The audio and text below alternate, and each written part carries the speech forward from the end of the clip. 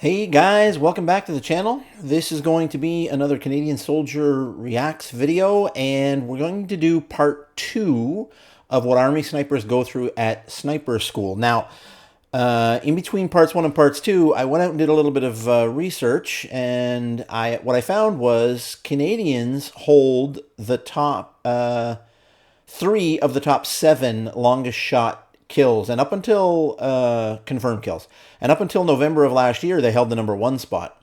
So the #1 spot right now is held by a Ukrainian soldier from the Special Group Alpha, and I'm not going to try to say his name because I will butcher it.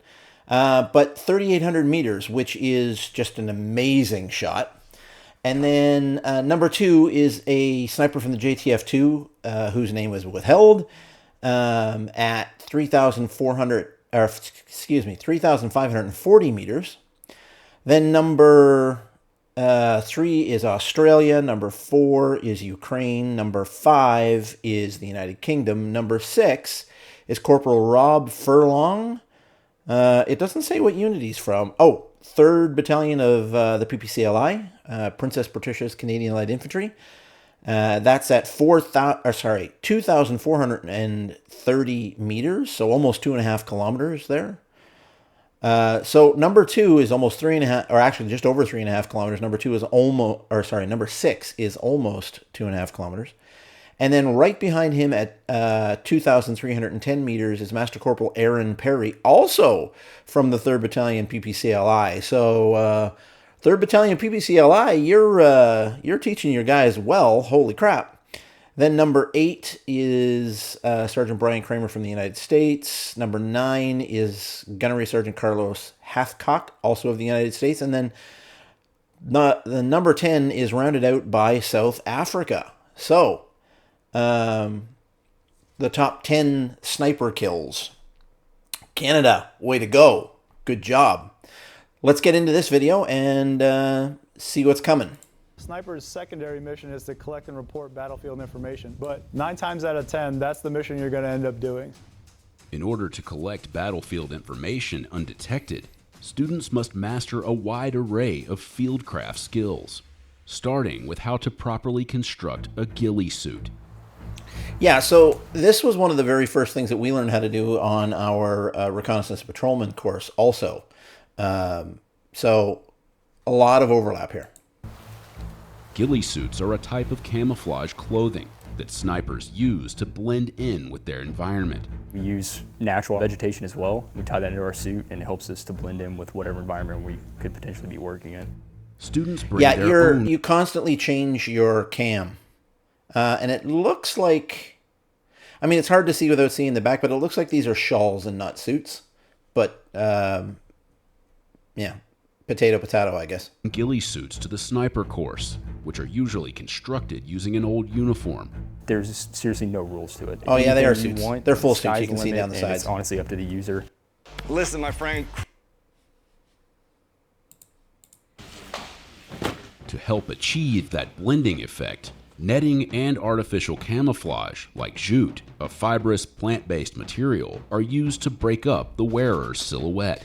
Yeah, there's all kinds of things you can use. Extend this some here to break up this straight line. But you're always going to be changing your cam as you move through different areas because your cam has to suit the area that you're in. The ghillie suit is really just a base for that. And you notice how it's kind of netted, in fact, 2 different types of netting. But that's so that you can easily stick other pieces of foliage and stuff like that in it. Suits are inspected at least 3 times while at the course. We do a 360 inspection, ensuring that there are points that generally get blown out, such as the crotch of the pants, armpits, elbows, stuff like that. Those high wear and tear areas are reinforced, they're sewn down, they're glued. The ghillie suit's constructed with a lot of blood, sweat, and tears. It's not fun. You're just sewing through all your areas that could potentially rip, taking a lot of time with really, really thick needles and yarn and a lot of glue. So I have probably... We didn't use glue on ours, so I'd be interested to know how that works. We sewed everything down. 8 to 10 hours worth into my ghillie suit now, including all of the sewing and everything, and I'd say that it's probably... The other thing is we weren't allowed to destroy old uniforms. We basically did ghillie shawls which is very similar. It's just, you kind of drape it over, and we kind of made like cinches for our wrists and for our waist and our legs. Probably around a 7 out of 10, but there's always more you can do to it. If constructed properly, a ghillie suit can last a sniper their entire career. That is true. So durability is key. Oh, this is It'll get bringing put to the flashbacks. test during an event known as the ghillie wash. Yeah, so we didn't do that The specifically. ghillie wash serves two purposes: to season and add color to the students' ghillie suits, and to test the suit's durability under pressure. They know it's coming. Everybody who comes to the school talks about it, and they all know. See, like this is a little bit more contrived. They're doing it in controlled situations. What we did was we went to Ipperwash, which has a bunch of swamps in the middle of it, and then we did stalking exercises through those swamps, and it did essentially the same thing. What to expect. Students start off by crawling and rolling across various terrains, including pavement, gravel, and sand, before getting sprayed by a fire hose, which adds weight to their ghillie suits. We just did it in the rain. Incorporate exercises to make sure that they don't have any kind of tearing in seams and stuff like that. We did that too. It's very, very important that you continue to push, and it's very, very important that you're able to get to and from wherever you're going with the small amount of people that you have. Students then crawl on their stomachs and backs through muddy trenches to add color to their suits. We're trying to get that color deeply rooted into fabric. Crawling through the trench and under the sticks over there, I would say that would be the top smoker. It was like crawling on your back on a treadmill. You weren't going anywhere. It kind of sucked. It's tough. I had mud in my eyes the whole time, so I just couldn't see anything. I was pretty much running blind, crawling blind across the roads and stuff. Being physically fit and being able to endure any kind of physical activities is definitely very, very important, because as a sniper, you're going to be moving further with more weight than the average soldier. Yeah, that's true. So we would go out for 3 to 7 day patrols, 2 to 3 man teams. We'd have to take everything that we needed for that entire time, including rations and ammunition, although we were expected not to expend the ammunition, right? Because as reconnaissance, our primary mission was intelligence gathering, whereas our secondary mission was taking out targets as ordered. And then we'd build a hide. We'd stay there for 5 days or something like that, and then we'd have to break down that hide so that nobody knew that we were there, and we'd have to get out. And it would be anywhere from 5 to 7 miles ish away from wherever our patrol hide was. In a leg of the ghillie wash, they crawl through a 200-foot-long trench filled with water ranging in depth from a couple inches to a couple feet. With their ghillie suits now weighed down with water, students must make their way over walls and obstacles of varying heights, all while maintaining a low profile. Yeah, this is another thing that's actually very important. Human nature, even in soldiers, dictates, if you're not trained to understand this, human nature says that they're not going to go in the places where it's difficult, even if they're on patrol or guard duty. Human nature is they don't want to go in places that are difficult. So the places that are difficult to get to are the places that are most likely to see a sniper or reconnaissance.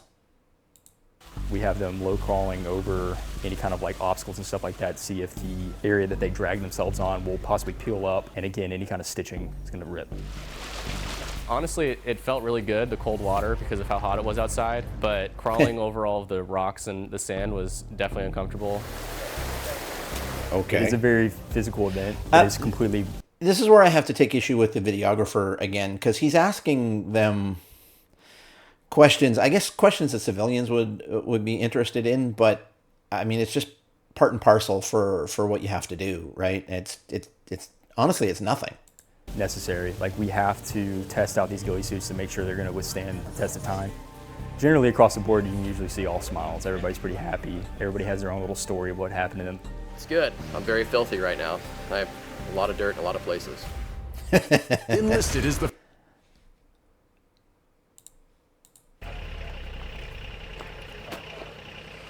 With their ghillie suits seasoned, students are ready to continue with the rest of their fieldcraft training. During range estimation exercises, students must determine the distance to a given target using nothing but their eyes and rifle scope. Before the exercise begins, they take measurements of their target, which in this case was an instructor and a vehicle. They get all the measurements from waist to top of the head, waist to shoulder, shoulder to shoulder, or from toes to top of the head, as well as multiple measurements on the vehicle itself so that they can measure out with their optic the size of the target at distance. Eyes up.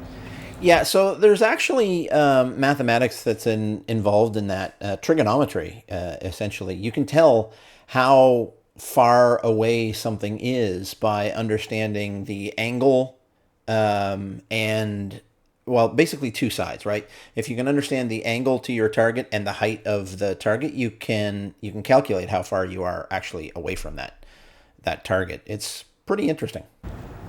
During the exercise, students use only their eyes to estimate how far the target is at 10 different distances, varying from 300 to 1,000 meters. Yeah, we started learning this skill in battle school as privates. Unfortunately, that you can cheat here, right? Because the mounds here are going to be at different specific distances apart. You literally just have to count the mounds, and then I'd say he's about 15 meters past that last mound there.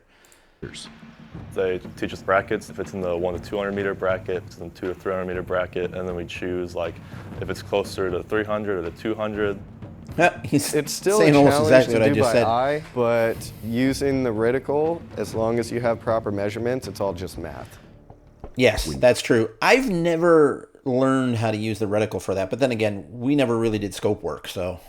Using their scopes, students are taught to use the mill relation formula, which takes the height of the target in inches, multiplied by a constant, and then divided by the target's height in mils. The resulting number is the distance to the target in meters.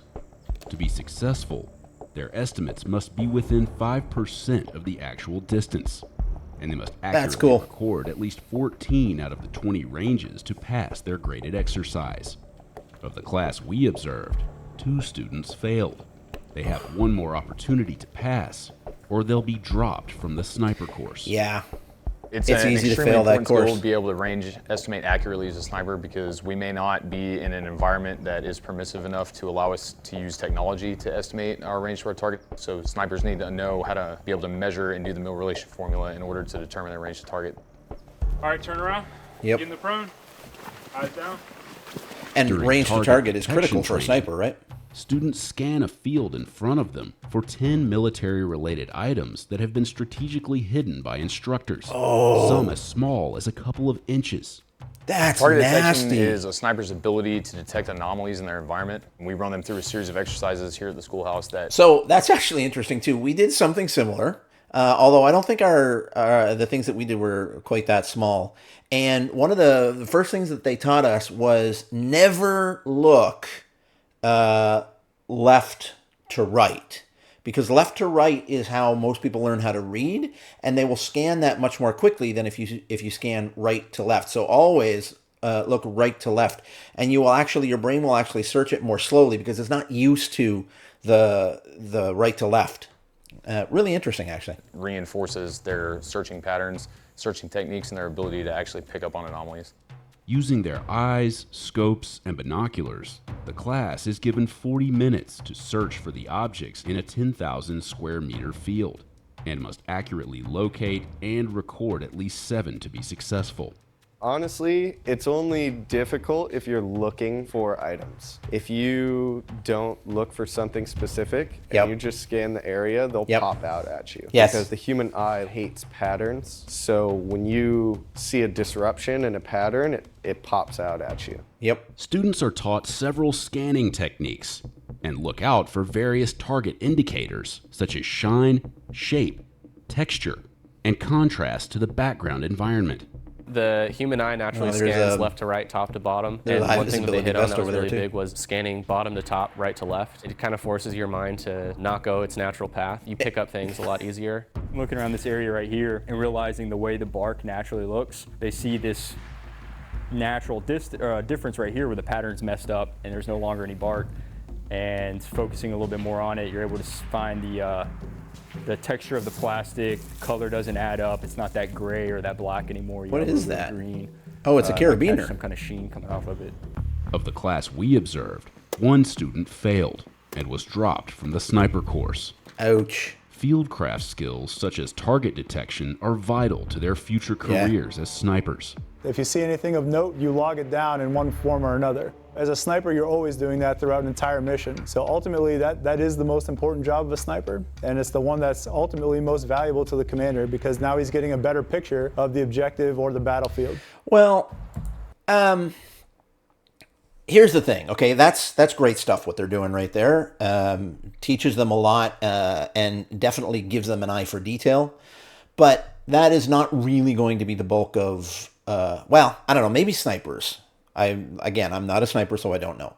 But as far as reconnaissance goes, which is exactly what these guys are doing, like literally, you're more looking for groups of men or groups of vehicles. And there are what's called orbats that we have for every country in the world, and a lot of the units in the world too, because the configuration of those men and those vehicles is often different from unit to unit. And if you can get enough information, enough observation on those people to tell them, you know, there's 3 BMPs in the lead with T-72 following, they're often able to identify exactly what unit that is. And because they know what unit it is, they know what place in the advance that unit should normally be in, and they can tell you how far along that advance is, so they can tell you when the attack's going to come in. Like, it's incredible how much that you can read out of this stuff.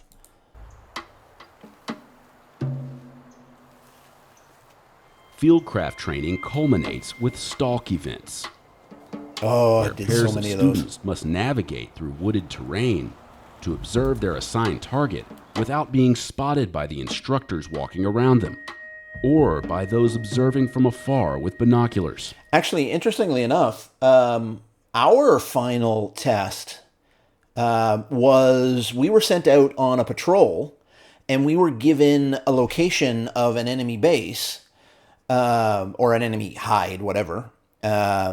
And each det was given a different place, and you had a specific person leading each det as they went out, and we changed it up.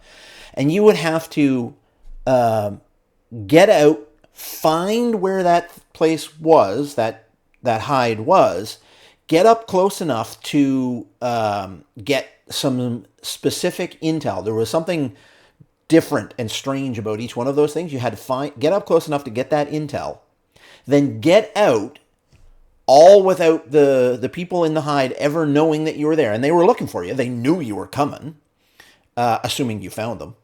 And then you had to get back to your own hide all within a certain period of time. It was nasty. There was a difficult final test. Students perform 4 practical stalk training exercises before moving on to graded events. The class we observed was participating in their first practical exercise. They're given 10 minutes to Everyone's prepare got the same themselves compact and their equipment. The class covers themselves in natural vegetation that matches their surroundings utilizing hair ties and 550 cord Yeah, that and they glue to oftentimes their ghillie suits. as you move, in order to truly blend that's into going the to change. environment, to get rid of the human signatures of the sides of the head, shoulders, the areas that are distinguishable. You have to tie in vegetation to your foreground, background, everything around you. We just put like a real thick base layer on. You're actually better off looking took through the off shawl. towards the objective. Here's one thing you need to do before. There are a lot of commercials in this. Once the event begins, students have 2 hours to reach an area from which they can observe their target, which in this case was a truck, and they must utilize the movement techniques they've been taught to stay out of sight. Freeze, you two! What do you think you look like right now? What do you think you look Crap. Stupid dude with a dude in a ghillie suit. So if a team is trying to rush up to the objective, like not moving tactically or in the movement techniques that they have been previously taught, we'll stop them, we'll take their roster numbers down, and they'll get docked 10 points. And they'll also get moved back 100 meters or a terrain feature away, whichever one is further, and have them restart after explaining what they did wrong. Oh, actually, that's pretty kind, to be honest. But then again, I think they said this was their first one, right? Not their final one. Also get spotted by the observers watching from the back of the truck with 10-power binoculars, who then direct instructors walking in the woods to the student's location. Yeah, Roger, it's probably this guy right here that I got my flag on. He was facing away from the truck, so it's probably his back that you saw. All right, so you guys tracking, right? Yo, so thick is good, right? Getting in that thick spot is good, but you're playing a dangerous game, right? Because you're mixing the potential of overhead movement. And look how close you guys are. Yeah, so that's also really important, overhead movement. So as you're going through those trees, you gotta be, or the grasses, you gotta be very careful that you're not shaking the grasses above you, because they'll follow you in. Are the objective. You are way too close to be causing this much movement. It was kind of a shock to everyone how easily they could spot us. Oh. Once the students reach a spot in which they're able to view the truck, they set up their final firing position, camouflaging themselves and their equipment to match their new surroundings. They must then observe and correctly record a scenario. I don't like this. He's got nothing on his head. Like, I'm very surprised he's not getting spotted. Which in this case included 2 instructors setting up and firing a mortar round. They're annotating and formulating what they observed into what we call a salute report. That was fake. As well as generating a call for fire request. The students then have to accurately identify 2 letters held up by the observers on the back of the truck. Letter is up. Letter is up on time. Shooter, you got an ID? Juliet. Time. What was it? Juliet. Good ID. Good ID. But in order to pass the exercise, the students must evade detection by the observers scanning for them, which can be easier said than done. So I've got apex of the triangle on Oh yeah, top. he's there. I can see him. You guys are standing in the open with the sun on your back, right? That naturally is going to cast shadow or Silhouette, cast yep. glint off your optic. You were able to observe the scenario, and you both PID'd the letter. That's good. That's really good. And that's what we want. But none of that matters if you guys are able to be seen. Yeah.